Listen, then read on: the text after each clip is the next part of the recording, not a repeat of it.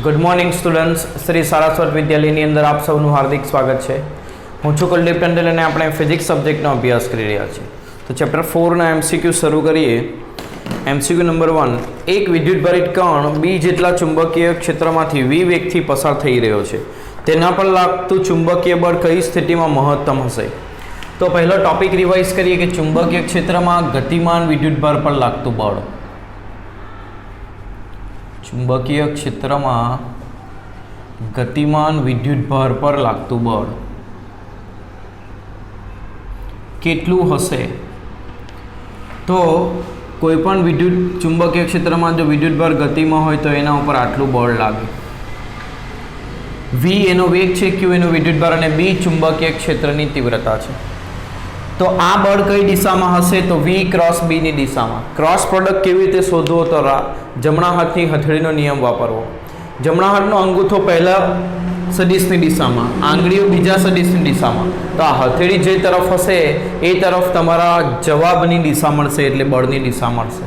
બરાબર. હવે યાદ રાખશું કે આ બળ ફક્ત ગતિમાન વિદ્યુતભાર પર લાગે છે. સ્થિર વિદ્યુતભાર પર ચુંબકીય ક્ષેત્ર વડે લાગતું બળ શું હશે? 0. તો સ્થિર વિદ્યુતભાર પર કોણ બળ લગાડશે? તો વિદ્યુત ક્ષેત્ર બળ લગાડે. અને વિદ્યુત ક્ષેત્ર વડે વિદ્યુતભાર પર લાગતું બળ, સ્થિર વિદ્યુતભાર પર લાગતું બળ કેટલું આવે? Q × E. જ્યારે ગતિમાન વિદ્યુતભાર પર ચુંબકીય ક્ષેત્રને કારણે બળ લાગે. એટલે જો વિદ્યુત ક્ષેત્ર અને ચુંબકીય ક્ષેત્ર બંને પ્રેઝન્ટ હોય તો ગતિમાન વિદ્યુતભાર ઉપર બંને બળ લગાડે. ચુંબકીય ક્ષેત્ર પણ બળ લગાડે અને વિદ્યુત ક્ષેત્ર પણ બળ લગાડે. અને એના પર લાગતું કુલ બળ એ ચુંબકીય ક્ષેત્રને કારણે અને વિદ્યુત ક્ષેત્રને કારણે બંનેને કારણે લાગતા બળના સદિશ સરવાળા જેટલું હશે. એટલે Q કોમન કાઢો તો E + V × B જેટલું હશે. આને કહેવાય લોરેન્ટ્ઝ બળ. શું કહેવાય? લોરેન્ટ્ઝ બળ. લોરેન્ટ્ઝ બળ, કારણ કે આ લોરેન્ટ્ઝ નામના વૈજ્ઞાનિકે શોધ્યું. તો યાદ રાખજો, સ્થિર વિદ્યુતભાર પર ફક્ત વિદ્યુત ક્ષેત્ર બળ લગાડશે, જ્યારે ગતિમાન વિદ્યુતભાર પર વિદ્યુત ક્ષેત્ર અને ચુંબકીય ક્ષેત્ર બંને બળ લગાડશે. બરાબર. તો આપણો જે પ્રશ્ન છે એને ધ્યાનથી જોઈએ. એક કણ બી જેટલા ચુંબકીય ક્ષેત્રમાંથી વી વેગથી પસાર થઈ રહ્યો છે. તો તેના પર લાગતું ચુંબકીય ક્ષેત્ર બળ કઈ સ્થિતિમાં મહત્તમ હશે? તો આ બળનું મૂલ્ય લખીએ તો વી ક્રોસ બી એટલે VB sin θ થાય. હવે પહેલો કેસ, જ્યારે વી અને બી એકબીજાને સમાંતર હોય. સમાંતર એટલે ચુંબકીય ક્ષેત્રની દિશામાં જ ગતિ કરતો હોય વિદ્યુતભાર. તો બે વચ્ચેનો ખૂણો શું થશે? 0. sin 0 શું થાય? 0. બીજો કેસ, જ્યારે ચુંબકીય ક્ષેત્રની વિરુદ્ધ દિશામાં વિદ્યુતભાર ગતિ કરતો હશે, એટલે વી અને બી વચ્ચેનો ખૂણો પાઈ હોય. sin π શું થાય? 0. એટલે ત્યારે પણ લાગતું બળ 0 હશે. બરાબર. બીજો કેસ વિચારીએ. ત્રીજો કેસ કે જ્યારે ચુંબકીય ક્ષેત્રને લંબ રૂપે વિદ્યુતભાર ગતિ કરે.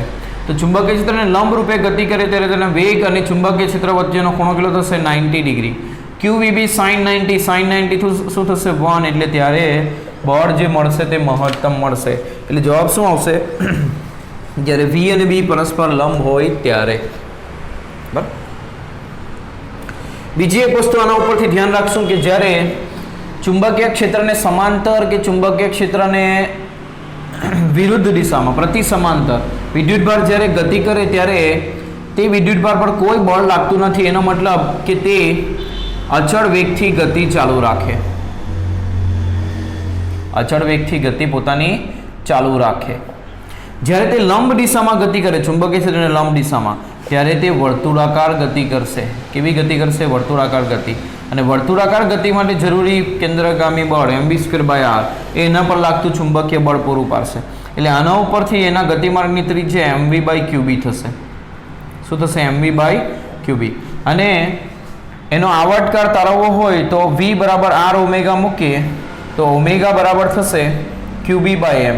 અને ઓમેગા બરાબર મૂકીએ 2π/t તો આવર્તકાળનું સૂત્ર t બરાબર થશે 2πm/qb. એટલે આ સૂત્રો આપણે યાદ રાખશું. જ્યારે વિદ્યુતભાર ચુંબકીય ક્ષેત્રને લંબ રૂપે ગતિ કરે ત્યારે તેનો ગતિમાર્ગ કેવો થાય છે? વર્તુળાકાર બને છે.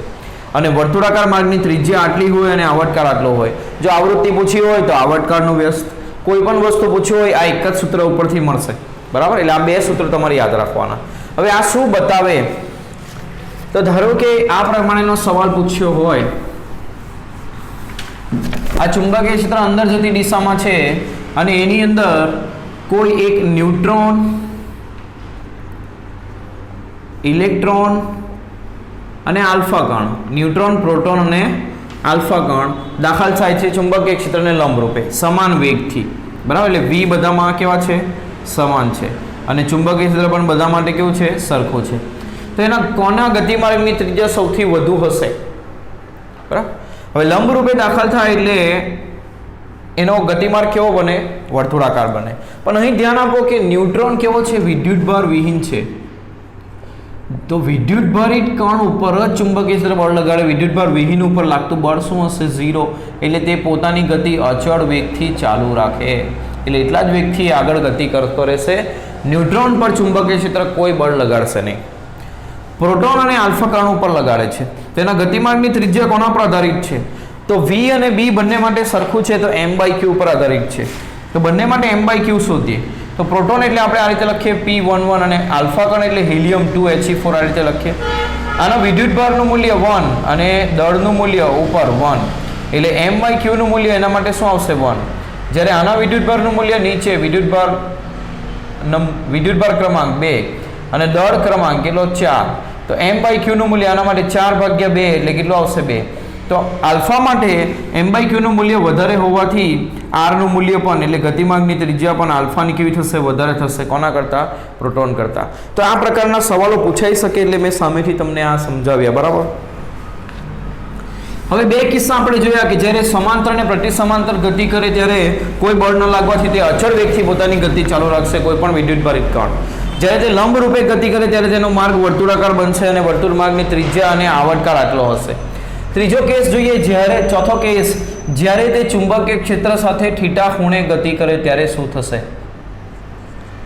તો આ વેગના બે ઘટકો હશે, એક હશે ચુંબકીય ક્ષેત્રને સમાંતર અને બીજો હશે ચુંબકીય ક્ષેત્રને લંબ, બરાબર.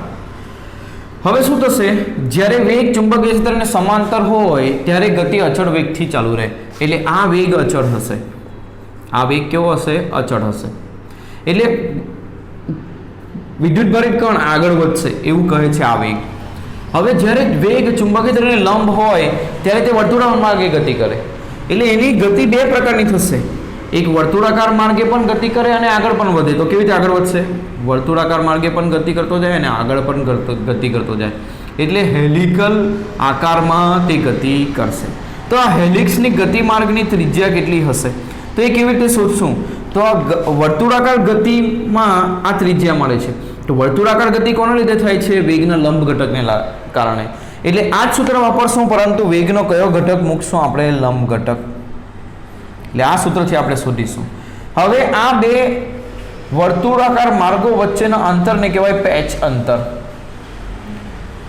શું કહેવાય? પેચ અંતર. તો પેચ અંતર કેવી રીતે મળશે? તો પેચ અંતર એટલે આ દિશામાં કાપેલું અંતર, એટલે આ વેગ વડે કપાયેલું અંતર. આ વેગ કેવો છે? અચળ, એટલે વેગ બરાબર અંતર ભાગ્યા સમય. આ સૂત્ર વાપરશું. પરંતુ આ અંતર કેટલા સમયમાં કપાયું? તો અહીંથી શરૂ થઈને અહીં એક ચક્ર પૂરું કર્યું. એક ચક્ર પૂરું કરવા માટેનો લગતો સમય એટલે આવર્તકાળ કહેવાય. તો આના ઉપરથી પેચ અંતર બરાબર સમાંતર વેગ ગુણ્યા આવર્તકાળ. આવર્તકાળનું સૂત્ર કેટલું આવે છે? 2πm/qb. તો આ સૂત્ર વડે આપણે પેચ અંતર ગણી શકીએ.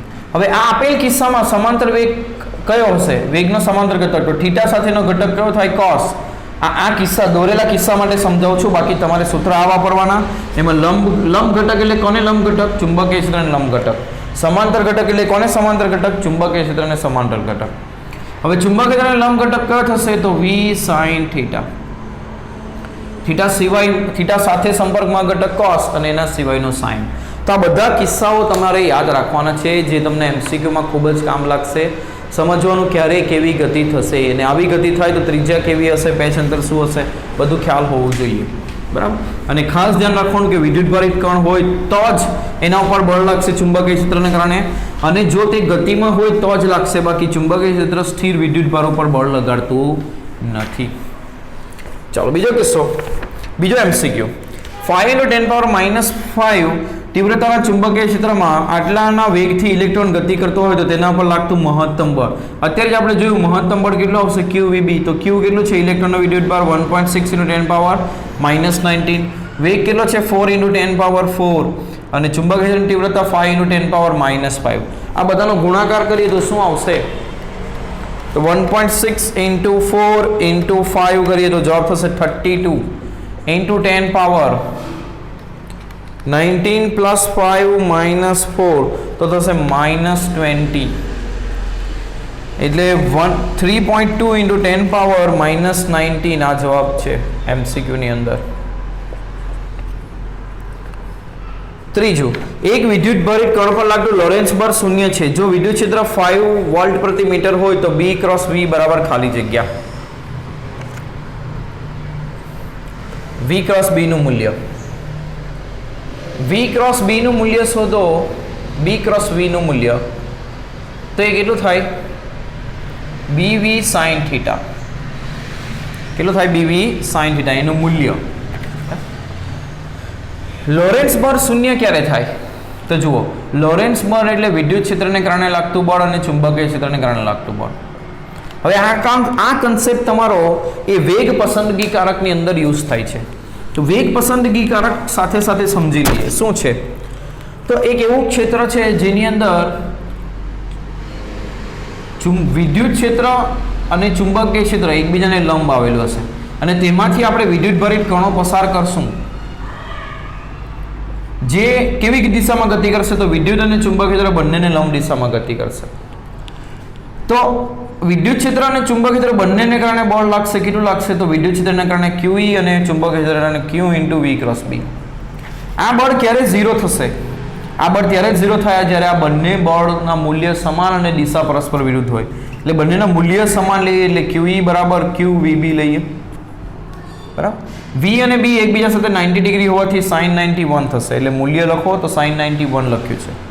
આવું ક્યારે થાય? જ્યારે E/B નું મૂલ્ય V હોય. એટલે જેનો વેગ E/B જેટલો હશે એના પર બળ નહીં લાગશે એટલે તે વિદ્યુતભાર સીધો જશે. જે વિદ્યુતભારનું મૂલ્ય ના વેગનું મૂલ્ય E/B જેટલું નહીં હશે એના પર બળ લાગવાને કારણે તે પોતાની દિશા બદલી જશે. એટલે આમાંથી ઘણા બધા વિદ્યુતભાર પસાર કરો તો તેમાંથી જેનો વેગ E/B જેટલો હશે એ આપણને સીધા અહીં મળશે. એટલે આપણે એને સિલેક્ટ કરી શકીએ, પસંદ કરી શકીએ. એટલા માટે આનું નામ છે વેગ પસંદગી કારક. તો યાદ રાખશું, વેગ પસંદગી કારકની અંદર E, B અને V ત્રણે એકબીજાને લંબ હોય અને કયા વિદ્યુતભાર પર બળ ના લાગે જેનો વેગ કેટલો હોય? E/B. એટલે ધારો કે તમારે એવા વિદ્યુતભાર સિલેક્ટ કરવા છે જેનો વેગ 2 મીટર પ્રતિ સેકન્ડ હોય તો તમારે E નું મૂલ્ય 10 રાખવાનું અને B નું મૂલ્ય 5 રાખવાનું. તો E/B નું મૂલ્ય તમારું 2 થાય અને 2 મીટર પ્રતિ સેકન્ડ વાળા વિદ્યુતભાર પર બળ લાગશે નહીં. બરાબર. તો અહીં સવાલ એવો જ છે કે વિદ્યુતભારિત કણ પર લાગતું લોરેન્સ બળનું મૂલ્ય 0 છે. બરાબર. તો E બરાબર જો 5, લોરેન્સ બળનું મૂલ્ય ક્યારે 0 હોય? જ્યારે V બરાબર શું હોય? E/B. હવે આપણને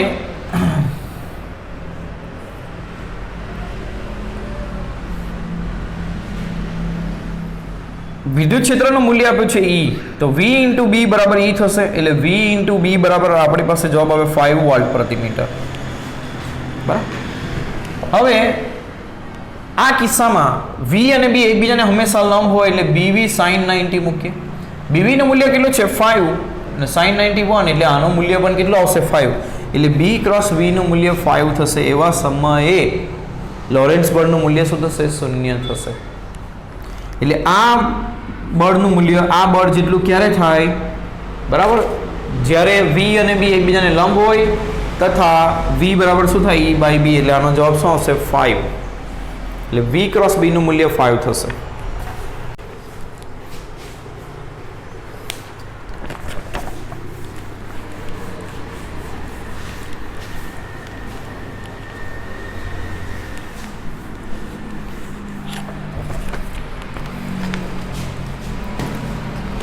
ચોથો પ્રશ્ન કરીએ. એક પ્રોટોન 10 I મીટર પ્રતિ સેકન્ડના વેગથી, એટલે વેગ કેટલો છે? 10 I 5 J ટેસ્લાના ચુંબકીય ક્ષેત્રમાં, એટલે ચુંબકીય ક્ષેત્ર કેટલું છે? 5 J ગતિ કરે છે તો તેના પર લાગતો ચુંબકીય બળ F બરાબર શું થશે? Q × V cross B. તો V કેટલો? 10 I cross 5 J. I cross J શું થશે? K થશે અને આનું મૂલ્ય Q નું મૂલ્ય 1.6 × 10⁻19 અને આ 50 અને I ક્રોસ J શું થશે? K. 16×5 = 80 એટલે 8 80 × 10⁻19 ઘાત K એટલે 8 × 10⁻18 ઘાત K. આ જવાબ થશે C જવાબ. ફિફ્થનું ચુંબકીય ક્ષેત્રની તીવ્રતા B નું પરિમાણિક સૂત્ર એ તમે જાતે પણ ગણી શકો. બરાબર. તો ચુંબકીય ક્ષેત્રનું પરિમાણિક સૂત્ર તમે આના ઉપરથી સરળતાથી લાવી શકો. તો B બરાબર શું થશે? F/QV. ન્યૂટન પ્રતિ કુલમ મીટર પ્રતિ સેકન્ડ. ન્યૂટન બરાબર થાય કિલોગ્રામ મીટર પ્રતિ second square. Coulomb metre second, 1 second cancel, 1 metre cancel. તો કિલોગ્રામ પ્રતિ કુલમ અને કુલમ બરાબર શું થાય? તો એમ્પિયર ઇન્ટુ સેકન્ડ. તો આ થશે m1 a-1 t-1.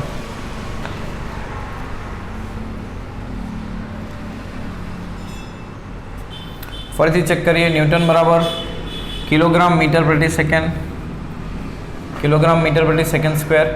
Coulomb metre પ્રતિ કુલમ અને મીટર પ્રતિ સેકન્ડ. સેકન્ડ ઉપર જશે, 1 સેકન્ડ કેન્સલ થશે, અહીંયા સેકન્ડ રહેશે, એ આપણે ભૂલી ગયા. તો અહીંયા સેકન્ડ સ્ક્વેર થશે એટલે t-2 થશે.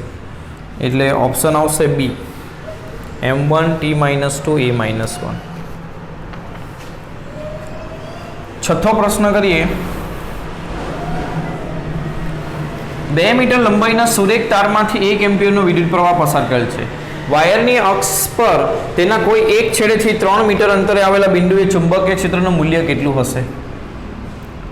તો કોઈ પણ તારનો વિચાર કરો. તો આ ધારો કે તાર છે, તો ધારો કે તારની ત્રિજ્યા છે a. હવે તારની અક્ષથી ધારો કે r જેટલા અંતરે આપણે ચુંબકીય ક્ષેત્ર શોધવું છે. તો પહેલું જો બિંદુ બહાર આવેલું હોય એટલે r ગ્રેટર ધેન a હોય તે સમયે ચુંબકીય ક્ષેત્રની તીવ્રતાનું સૂત્ર થશે μ0I/2πr. જ્યારે બીજો કેસ, જ્યારે r બિંદુ અંદર આવેલું હોય એટલે a કરતાં ઓછા અંતરે, ત્યારે ચુંબકીય ક્ષેત્રની તીવ્રતાનું સૂત્ર થશે μ0I/2πa². એટલે અહીંયા બતાવે કે આ r ના વ્યસ્ત પ્રમાણમાં છે અને અહીં બતાવે કે આ r ના સમપ્રમાણમાં છે. એટલે પહેલે શરૂઆતમાં શું થશે? તો કેન્દ્રથી અંતર વધશે તો ચુંબકીય ક્ષેત્ર વધશે અને પછી અંતર વધશે તો ચુંબકીય ક્ષેત્ર ઘટશે. એટલે પહેલાં r ના સમપ્રમાણમાં અને પછી r ના વ્યસ્ત પ્રમાણમાં હશે. એટલે આ પ્રમાણેનો ચુંબકીય ક્ષેત્રની તીવ્રતાનો આલેખ આવશે. તો આપણને પૂછ્યું છે 2 મીટર લંબાઈના સુરેખ તારમાંથી 1 એમ્પિયરનો વિદ્યુત પ્રવાહ પસાર કરેલ છે. એટલે પસાર થતો વિદ્યુત પ્રવાહ કેટલો? 1 એમ્પિયર. વાયરની અક્ષ પર તેના કોઈ એક છેડાથી 3 મીટર અંતરે આવેલ બિંદુએ ચુંબકીય ક્ષેત્રનું મૂલ્ય કેટલું હશે? તો યાદ રાખજો, તાર હોય તો જો બિંદુ વાયરની અક્ષ પર જ આવેલું હોય તો અક્ષથી અંતર r0 થાય. એટલે r0 થાય તો ચુંબકીય ક્ષેત્રનું મૂલ્ય પણ શું મળે? 0 મળે. એટલે અક્ષ પર આવેલા બિંદુએ ચુંબકીય ક્ષેત્ર હંમેશા 0 થાય છે. આ યાદ રાખીશું આપણે.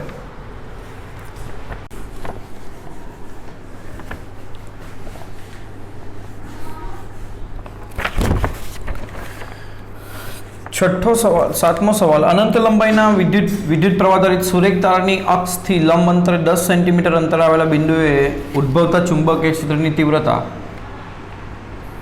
ચુંબકીય ક્ષેત્રની તીવ્રતા 10⁻⁻4 વેબર પ્રતિ મીટર સ્ક્વેર છે. કેટલા અંતરે અક્ષથી આવેલું છે બિંદુ? 10 સેન્ટીમીટર અંતર, એટલે મીટર 0.1 મીટર લખીએ. તો તારમાંથી પસાર થતો વિદ્યુત પ્રવાહ તો b બરાબર μ0I/2πr. બિંદુ ક્યાં છે કીધું ન હોય તો સમજવાનું એ તારથી બહારના તો વિસ્તારમાં જ છે. તો આપણને પૂછ્યું છે એમાંથી પસાર થતો પ્રવાહ કેટલો હશે? તો I બરાબર b × 2πr / μ0.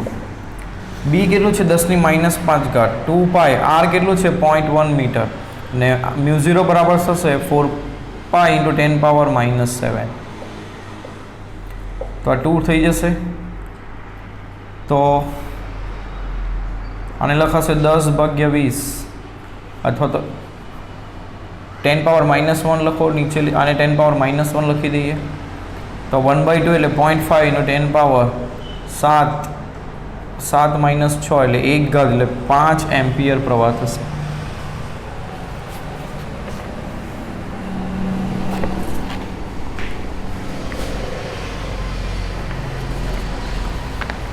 આઠમો સવાલ.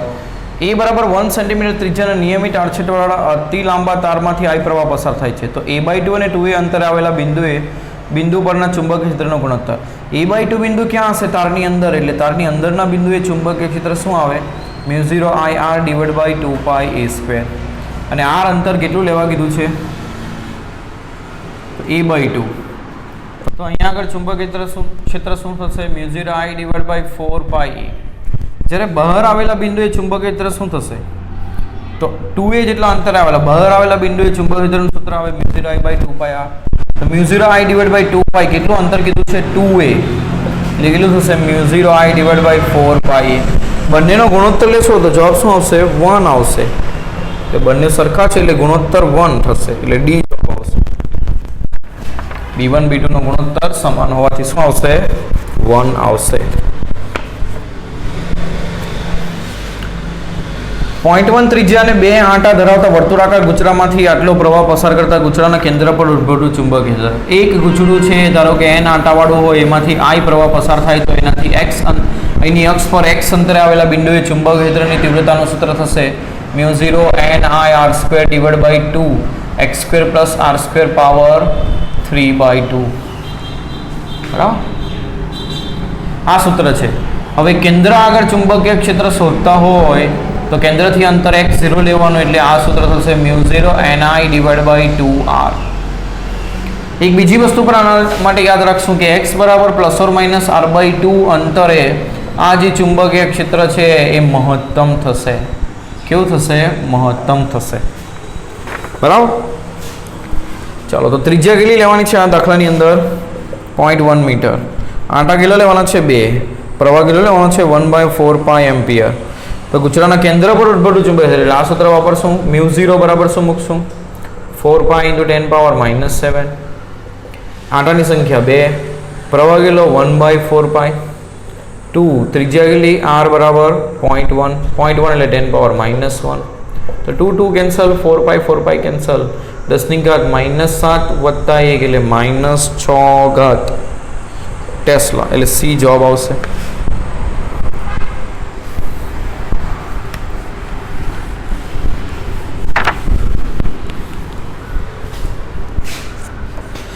L લંબાઈનો એક અતિ લાંબો સોલેનોઇડ n સ્તરો ધરાવે છે.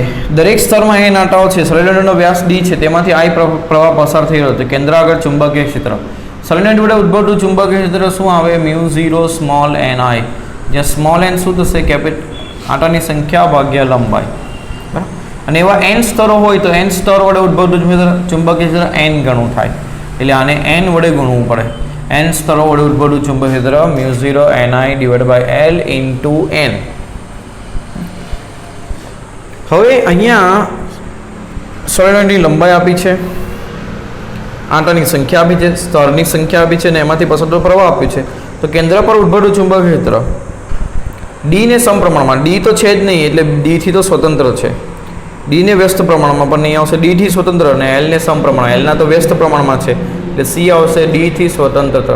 સોલેનોઇડ વડે ઉદ્ભવતું ચુંબકીય ક્ષેત્ર એ તેના વ્યાસ કે ત્રિજ્યાથી સ્વતંત્ર છે. આ સમજાવવા માટે છે. વિદ્યુત ભરેલ લાંબા સોલેનોઇડની અક્ષ પર ઉદ્ભવતું ચુંબકીય ક્ષેત્ર બી છે, એટલે બી બરાબર μ0 ni.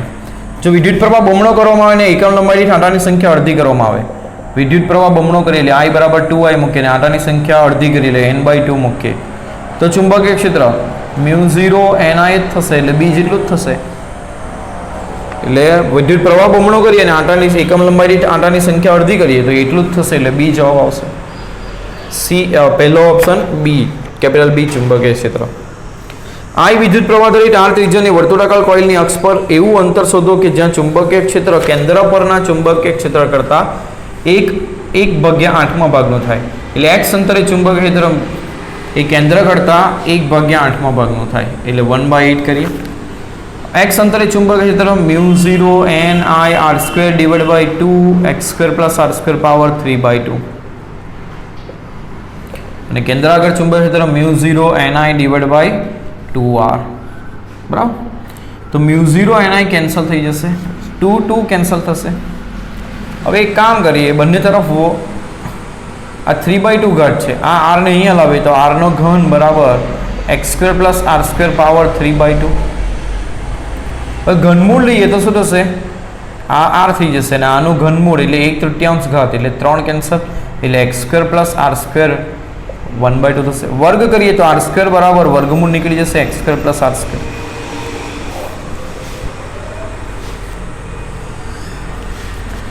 ઘનમૂળ લઈએ તો આનો 1/3 ઘાત એટલે કયા અંતરે આવું થાય છે એવું પૂછ્યું છે. μ0 ni divide by 2r, μ0 ni r² divide by 2 x² plus r², r નો ઘન થશે. વર્ગ લઈએ બંને તરફ તો આ 6 ઘાત થશે, બંને તરફ વર્ગ લઈએ અહીંયા સ્ટેપ બંને તરફ વર્ગ લઈએ તો આ 3 દુ 6 ઘાત ને વર્ગમૂળ નીકળી જશે એટલે ઘન થઈ જશે. હવે ઘનમૂળ લઈએ તો r² પ્લસ r² થઈ ગયું. ક્યાંક કશે ભૂલ થાય છે. એવું અંતર શોધો કે જ્યાં ઉદ્ભવતું ચુંબકીય ક્ષેત્ર કેન્દ્ર પરના ચુંબકીય ક્ષેત્ર કરતાં 8મા ભાગનું કરતાં 1/8મા ભાગનું હોય.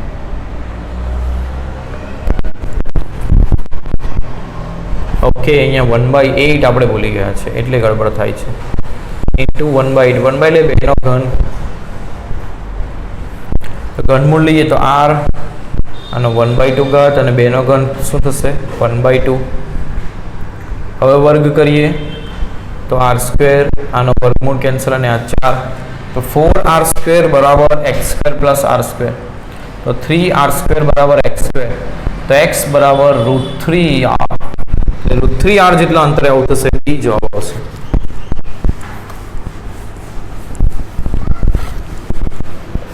બે સમાંતર તારો A અને B માંથી I1 અને I2 પ્રવાહ પસાર થાય છે, જ્યાં I1 મોટો છે. બે સમાન પ્રવાહ સમાન દિશામાં હોય તો તારના મધ્યબિંદુ આગળ ચુંબકીય ક્ષેત્ર 10 ટેસ્લા મળે છે. જો પ્રવાહ I2 ની દિશા ઉલટાવવામાં આવે તો ચુંબકીય ક્ષેત્ર 30 ટેસ્લા થાય તો I1/I2. બે તાર છે, સમાન દિશામાં પ્રવાહ પસાર થાય છે. તો ચુંબકીય ક્ષેત્ર જુઓ, રિંગમાંથી પ્રવાહ પસાર થતો હોય અને અહીંયા ચુંબકીય ક્ષેત્ર શોધવું હોય તો પ્રવાહની દિશામાં આંગળીઓ ફેરવવાની. તો અંગૂઠો તમને ચુંબકીય ક્ષેત્રની દિશા બતાવે એટલે આ તરફ ચુંબકીય ક્ષેત્ર મળે. જો પ્રવાહ આમ વહેતો હોય તો તાર હોય તો તેના કારણે ચુંબકીય ક્ષેત્ર કેવી રીતે શોધવાનું? તો અંગૂઠાને પ્રવાહની દિશામાં રાખવાનો. અહીંયા P આગળ આંગળીઓ અંદર ગઈ એટલે અહીંયા ચુંબકીય ક્ષેત્ર અંદર જતી દિશામાં, અને Q આગળ આંગળીઓ બહાર આવે એટલે અહીંયા આગળ ચુંબકીય ક્ષેત્ર બહાર આવતી દિશામાં. એટલે રિંગ માટે આંગળી પ્રવાહની દિશા, અંગૂઠો ચુંબકીય ક્ષેત્રની દિશા, જ્યારે તાર માટે અંગૂઠો એ પ્રવાહની દિશા અને આંગળીઓ ચુંબકીય ક્ષેત્રની દિશા. તો બેના મધ્યબિંદુ આગળ આવે. તારથી r અંતરે ચુંબકીય ક્ષેત્રનું સૂત્ર શું છે? μ0I/2πr. તો મધ્યબિંદુ આગળ, બરાબર, એટલે અહીંયા આગળ ચુંબકીય ક્ષેત્ર 10 ટેસ્લા છે અત્યારે, જ્યારે બંને સમાન દિશામાં હશે પ્રવાહ ત્યારે. તો એક વડે ઉદ્ભવતું ચુંબકીય ક્ષેત્ર અંદર જતી દિશામાં હશે I1 વડે, અને બીજા વડે ઉદ્ભવતું ચુંબકીય ક્ષેત્ર I2 વડે. અંગૂઠાને I2 ની દિશામાં રાખો તો આંગળીઓ અહીંયા ક્યાં આવી? બહાર, એટલે અહીંયા ચુંબકીય ક્ષેત્ર બહાર આવતી દિશામાં હશે બીજા તાર વડે. તો બંને વડે ઉદ્ભવતું ચુંબકીય ક્ષેત્ર કઈ દિશામાં હશે? તો બેની બાદબાકી કરીએ, B1 - B2. પહેલા વડે ઉદ્ભવતું ચુંબકીય ક્ષેત્ર μ0I/2πr. બંનેનું અંતર સરખું હશે કારણ કે આ મધ્યબિંદુ છે, ને આ થશે μ0I2/2πr. આ B બરાબર 10 ટેસ્લા આપણને આપ્યું છે, બરાબર. હવે ચુંબકીય ક્ષેત્રની દિશા ઉલટાવવામાં આવે. ઉલટા એટલે એક પ્રવાહની દિશા ઉલટાવવામાં આવે. I2 ની દિશા ઉલટાવીએ એટલે આ દિશામાં કરીએ તો આના વડે પણ ઉદ્ભવતું ચુંબકીય ક્ષેત્ર અંદર જતી દિશામાં થશે. એટલે પરિણામી ચુંબકીય ક્ષેત્ર એ બંનેનો સરવાળા જેટલું થઈ જશે. તો μ0 પહેલા પ્રવાહ સમાન હતી ત્યારે અહીંયા દિશા પરસ્પર વિરુદ્ધ થઈ ચુંબકીય ક્ષેત્રની, એટલે આપણે બાદબાકી કરી. હવે દિશા બંને ચુંબકીય ક્ષેત્રની દિશા સમાન થઈ ગઈ જ્યારે પ્રવાહની દિશા ઉલટાવવામાં આવી. તો આપણે સરવાળો કરશું.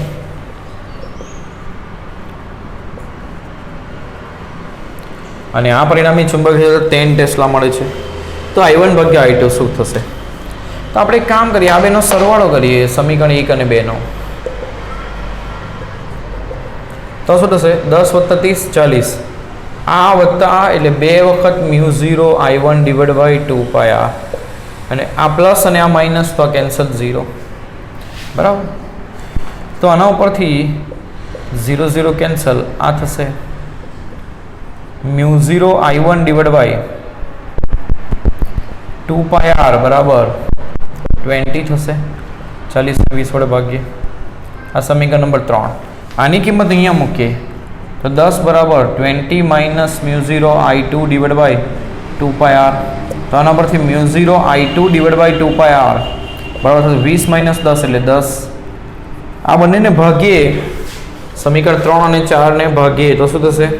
μ0I1/2πr into μ0I2/2πr is equal to 10/20. તો μ0/2πr કેન્સલ, તો I1/I2 થશે 1/2, કે 1/2 જવાબ આવશે. અહીંયા આગળ ઓપ્શનની અંદર 2 આપ્યું છે, 4 આપ્યું છે. ફરીથી ચેક કરીએ. I1 I2 પ્રવાહ પસાર થાય છે, I1 વધારે છે એટલે જેના કારણે ઉદ્ભવતું ચુંબકીય ક્ષેત્ર પણ વધારે હશે, એટલે આપણે બાદબાકી કરી ત્યારે પરિણામી જવાબ આવ્યો 10 અને દિશા ઉલટામાં આવી ત્યારે જવાબ આવ્યો 30. બેનો સરવાળો કરીએ આપણે તો શું થયું 30 ને 10 40 અને આ મ્યુ0 I1 આ પદ 2 વખત થઈ જશે અને આ પદ કેન્સલ થશે, 2 વડે ભાગી દીધું તો 20 દુ 40 મ્યુ0 I1 / 2πr બરાબર 20 આવ્યું. આની કિંમત આપણે અહીંયા મૂકી તો આનો જવાબ આવ્યો 10. હવે I1 ભાગ્યા I2 કરી એટલે 20 ભાગ્યા 10, અહીં મેં ભૂલ કરી 20 ભાગ્યા 10 એટલે જવાબ થશે 2.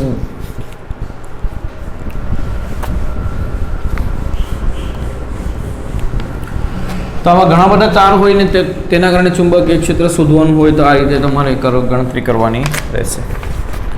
બે સમકેન્દ્રી રિંગો એક જ સમતલમાં રહે તેમ ગોઠવેલ છે. બંને રિંગમાં આંટાઓની સંખ્યા 20 છે, તેમાં ત્રિજ્યા 40 અને 80 છે. તેમાંથી આટલો પ્રવાહ પસાર થાય, વિરુદ્ધ દિશામાં પ્રવાહ પસાર થાય છે.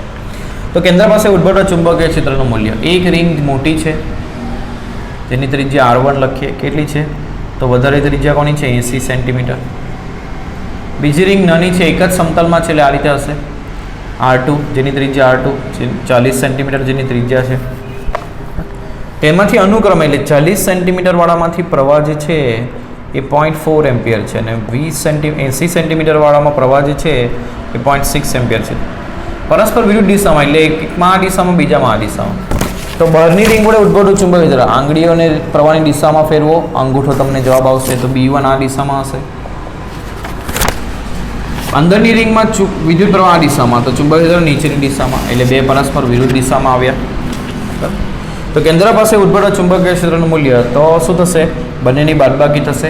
કોણ મોટું છે કોણ નાનું છે જોવાની જરૂર નથી, મૂલ્ય માટે બેની બાદબાકી કરીને આપણે શું કરી દઈશું એનું મોડ્યુલસ લઈ લઈશું, બરાબર, કારણ કે વધારે માઇનસ ઓછું કરવાનું છે. તો રિંગ વડે કેન્દ્ર આગળ ઉદ્ભવતું ચુંબકીય ક્ષેત્રનું સૂત્ર મ્યુ0 I1 / મ્યુ0 Ni / 2r, ત્રિજ્યા એની R1 અને બીજાની મ્યુ0 Ni / 2r2. હવે બંનેમાં આંટાની સંખ્યા સમાન છે એટલે મ્યુ0 n અચળ ભાગ્યા 2 અચળ. I1 પહેલામાં પ્રવાહ કેટલો છે 0.6 અને એની ત્રિજ્યા કેટલી છે 80 સેન્ટીમીટર એટલે 0.8 થશે, માઇનસ બીજામાં પ્રવાહ 0.4 અને ત્રિજ્યા કેટલી થશે 0.4 તો 0.4 / 0.4 1 થશે. મ્યુ0 4π × 10⁻⁻7, આંટાની સંખ્યા 20 અને આ 2, 6 ભાગ્યા 8 એટલે 3 ભાગ્યા 4 -1, 3 ભાગ્યા 4 -1 એટલે 4 લસાલો તો 3 - 4 એટલે -1/4, એનો મોડ્યુલસ એટલે 1/4 તો આ થશે 10. તો 4π × 10⁻⁻7 × 10 × 1/4, 4 4 કેન્સલ, 10π × 10⁻⁻7. ઓકે, અહીંયા મ્યુ0 ને મ્યુ0 જ રાખ્યું છે જવાબમાં ઓપ્શનમાં, તો અહીંયા આપણે મ્યુ0 જ રાખવું પડશે. તો 5/2 મ્યુ0, 5/2 મ્યુ0 અથવા તો 10/4 મ્યુ0, તો 10/4 મ્યુ0 આપણો જવાબ થશે.